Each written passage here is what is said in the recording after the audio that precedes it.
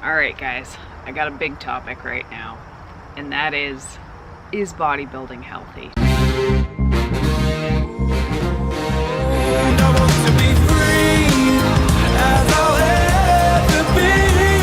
Exercise my mind, help me exercise my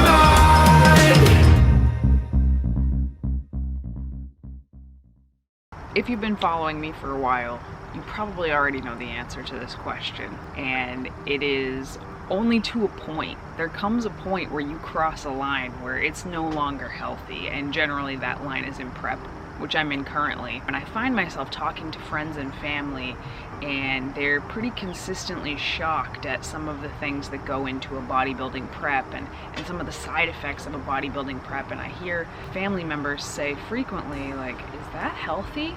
And the answer is no. So there's so many things that I love about bodybuilding. Like, so many things that I love about bodybuilding, and I wouldn't change much in terms of my relationship with bodybuilding. The problem that I see a lot, especially as a coach, is that a lot of people put a bodybuilding contest or a bikini contest like on their bucket list to check off as though it was a 5K. And it's not a 5K, it's not even a marathon. It is so much more intense than that. And there are coaches out there, many coaches, who are willing to just sort of take your money and get you ready for a show without explaining. If you're going to be competition lean, if you're going to be conditioned enough to hold your own on stage, 95% of people are gonna suffer some pretty serious prep side effects. And those are going to be different from person to person, but they're gonna happen. The people who don't experience these wild side effects are kind of genetic outliers. They are the few, and more power to them. I wish that I was in that boat, but I'm not. So when I talk about, the off season of bodybuilding, eating plenty and lifting heavy, like, yes, that's healthy. That can be healthy. A typical fat loss phase can totally be done healthily, and I am very much so of the mindset that being vegan, we're doing it in a healthier way than our non-vegan counterparts. However, once you get below a certain body fat set point that's going to be different for everybody, things start to happen, and it's not the healthiest, and you end up having to, as I put it, move heaven and earth to get lean enough, and every little bit starts to count. So some of the things that I'm talking about is that most women will lose their period, for one. That's kind of the first big one. There are a lot of sleep disturbances, and this is actually the reason I was making this video today, is because I went to bed at 1 in the morning and I woke up ready for the day at 3:30 in the morning, which is unheard of for me. But I know that the deeper I get in prep, the more I wake up at odd hours, because my body's trying to wake me up to eat.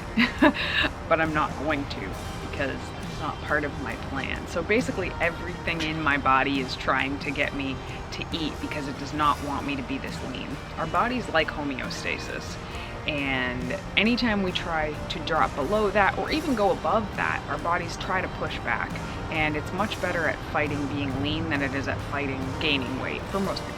So losing your period, sleep disturbances, your hair will probably not be so healthy, your skin, your nails. My skin, you can't really see it in this video because I have a lot of makeup on, because I was practicing stage makeup this morning, but my skin has been breaking out for a couple months actually, just from getting leaner and leaner. And I know that there are people that are so much leaner than me, so please don't think I think I'm shredded right now. I'm not. But for me, this is very lean. This is leaner than my body wants to be, and it lets me know at every turn. Food focus becomes major, and I will say I got through the first 6 months and change of this prep without any food focus really at all, without any ill side effects really, other than occasional hunger, which is normal. That's the normal healthily done fat loss phase. And then at about 132 pounds, it got a lot harder to push through that.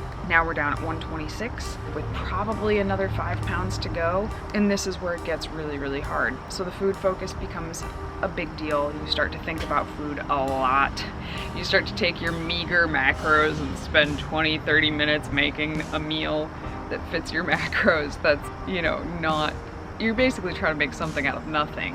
with your macros, and they're not like healthy eating behaviors at all. You often have to exclude food groups that are very healthy, that should be included in your diet otherwise. And if you know what you're getting into with bodybuilding, none of this is really that much of an issue because you know what to expect. If you have a good coach, they've prepared you for this. They'll prepare you for backing out of this when the prep is over, because that's key. You need to know you're not going to maintain this body. You need to back out of it and get everything back to a healthy place where your body isn't trying to fight you all the time. But a lot of coaches won't do that. They will just put their client through hell to get them lean enough and then sort of send them off on their own, and the person is left sitting there, you know, with their head in their hands going, what the hell just happened? What is wrong with my body?